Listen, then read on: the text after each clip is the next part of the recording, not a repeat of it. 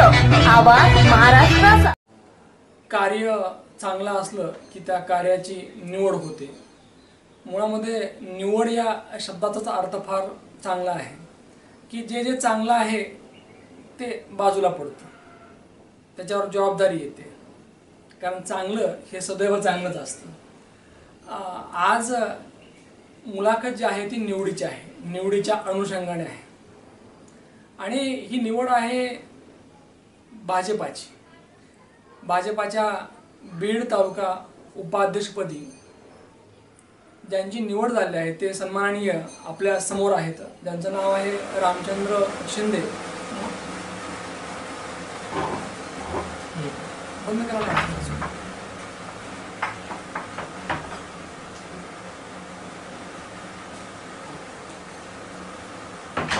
काय वाजता 5 मिनिट करा मला 10 मिनिट।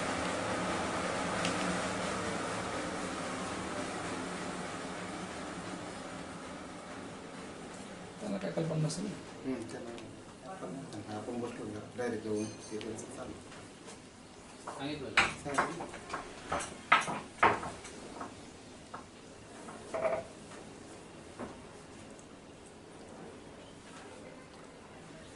निवड या शब्दाचाच मुळात अर्थ फार वेगळा आहे, कारण निवड त्यांची होते ज्यांनी काहीतरी चांगलं केलं आहे आणि चांगल्या कामाची पोच पावती म्हणजे तुमची कुठेतरी निवड केलेली असते।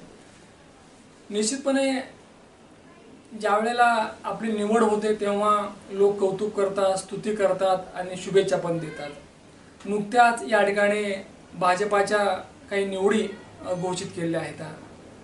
भाजपा बीड तालुका उपाध्यक्षपदी एक चांगलं व्यक्तिमत्व या ठिकाणी निवडलं आहे आणि हे व्यक्तिमत्व आज आपल्या भेटीला आहे। रामचंद्र शिंदे म्हणजे सर्वांचे या परिसरातले सर्वांचे लाडके राम काका, नाही का काका?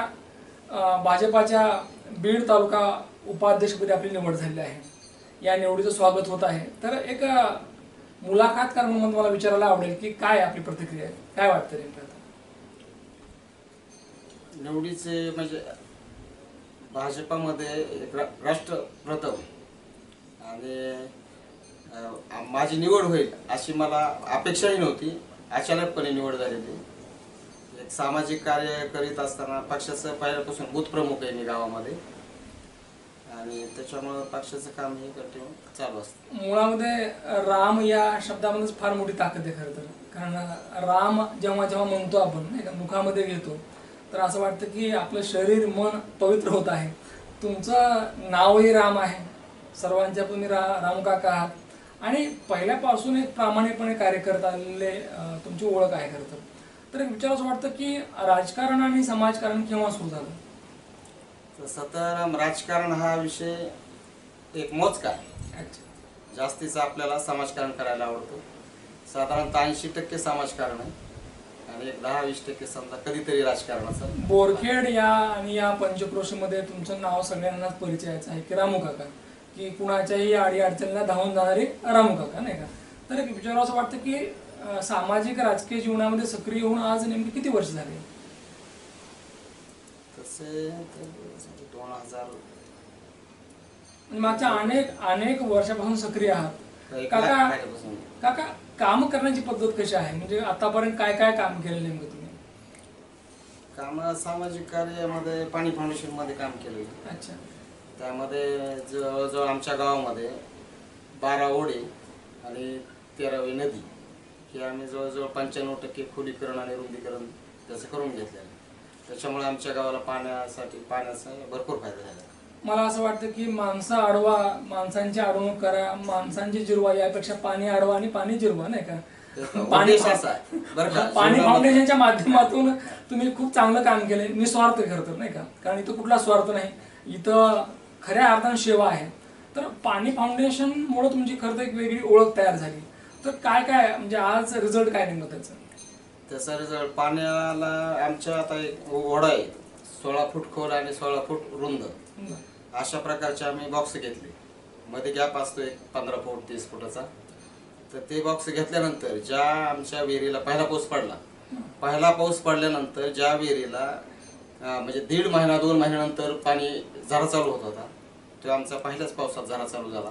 आणि दुसऱ्या दिवशी आम्ही पाण्याचं पूजन केलं. आम्ही काम म्हणजे जवळजवळ 720 घंटे आम्ही मशीन चढली होती. सामाजिक कार्य करताना काका नेहमीच असतं की मी का, हा, तर मग तुम्हाला असं कधी वाटलं नाही मीच का? मीच का, माझं काहीच नाही. मी कधी सगळ्यांना असं बरोबर घेताना की जबाबदारी ही सगळ्यावर असते. मीपणा हा बाजूला असतो. आम्ही निर्मळ मनाचे प्रामाणिक अशी तुमची ओळख झाली. खरं तर ही ओळख तर काही सहज होत नाही. तर कसं समाजामध्ये वावरणं कसं असतं नेमकं की जेणेकरून सगळ्यांना तुम्ही आपल्याशी जवळचे वाटतं? ते मी हा शब्द माझ्याकडे नाहीच. आम्ही मिळून असं. आता आमच्याकडं जवळजवळ 25 लोकांचा सुरुवातीचा गट होता. पाणी फाउंडेशन मध्ये काम करीत असताना श्रमदान हे मोठ्या प्रमाणात आम्ही गावामध्ये केलेलं. आणि आता ह्या घडीला पाणी फाउंडेशनचे आमचे 3 गट तयार आहेत. आम्ही गेल्या वर्षी 3 गट म्हणजे ते 13 लोकांचे, ते 39 लोक ग्रुपमध्ये आहेत. परत आमचं सेंद्रिय शेतीवर काम आहे. सेंद्रिय शेतीचा एक ग्रुप आहे 38 लोकांचा. ते पण लोकांना मग सेंद्रिय निष्ठापूर्वी हे म्हणजे जेव्हा तुम्हाला मी फोन केला त्यावेळेला तो फोन होता रामचंद्र शिंदे यांना. पण बोलता बोलता तुमचा स्वभाव एवढा मला आवडला. आता मी तर मुलाखतकार आहे, पहिलीच भेट आहे, पण मला देखील असं वाटतं की तुम्ही माझे रामू काका आहात. तर एक काका विचारावं वाटतं की आता जेव्हा निवड होते तेव्हा एक जबाबदारी असते नाही का. आता आपण उपाध्यक्ष झाला तर काय नेमकं पुढील काळामध्ये पक्षवाढीसाठी आपले काय प्रयत्न असतील? पक्षवाढीसाठी प्रयत्न आता हे जे लोक जोडलेले आहेत आपले, आणि त्यांना सगळं आता पक्षाचे ध्येय धोरण हे ते म्हणजे राष्ट्रप्रथम, बाकीच्या गोष्टी नंतर. तर आता आपल्या जिल्ह्यामध्ये म्हणजे एक आवडण्याचं काम असं आहे की ताईचं काम हे मोठ्या प्रमाणात आमच्या बीड जिल्ह्याला निधी ताईने आणलेला आहे. शहादूर ज्यावेळेस ग्रामविकास मंत्री होते त्यावेळेस, आणि आज पण त्यांच्याकडे चांगलं खातं आहे.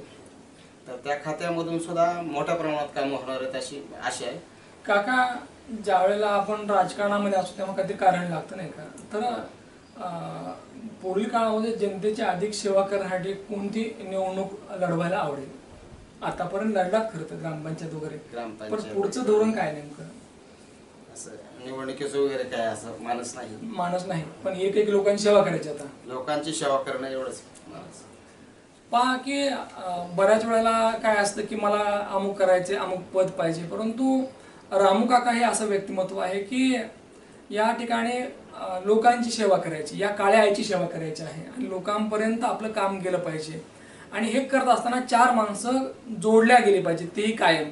अगदी या त्यांच्या गावात आल्यानंतर, बोरखेड या गावामध्ये आल्यानंतर, अगदी रामू काका म्हणल्यानंतर भलेही सत्ता नसेल, पद नसेल, परंतु सर्व जाती धर्मातील लोक त्यांना मानतात, त्यांना आपलेसे वाटतात. आणि म्हणूनच या ठिकाणी त्यांच्या निवडीच्या अनुषंगाने सर्वच स्तरातून त्यांचं कौतुक होत आहे. तुम्हाला तुमच्या पुढील वाटचालीसाठी न्यूज1 महाराष्ट्र चॅनलच्या वतीने खूप खूप शुभेच्छा. निश्चितच काकांनी साधलेला संवाद प्रेक्षकांना आवडला असेल. परत भेटूया पुढच्या मुलाखतीमध्ये. तोपर्यंत पाहत राहा न्यूज1 महाराष्ट्र चॅनल. धन्यवाद.